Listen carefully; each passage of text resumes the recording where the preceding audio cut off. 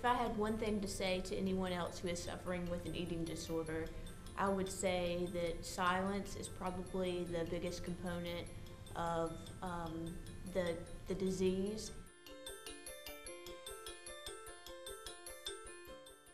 In experiencing my own eating disorder, I had no idea that resources such as NEDA were available to those suffering and to families as well, families and friends. I first came into contact with NEDA when I made a call to the NEDA office in New York, only because I had heard of them in passing and wanted to attend a conference. I didn't know that conferences were available for attendance, but I think after receiving a brochure, I decided that I wanted to go. I knew nothing about it, but I did call and was made aware that scholarships were available, and I asked to receive one, and I was granted permission to attend my first NEDA conference in Minneapolis.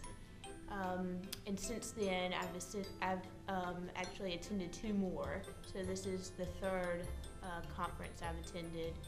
And more than the information that I receive, the most helpful aspect to me is really just connecting with some familiar faces in the field that I've met over the years.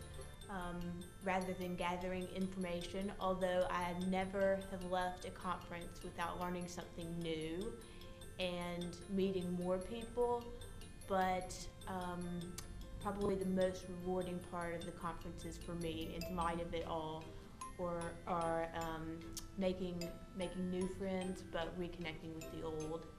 So thank you.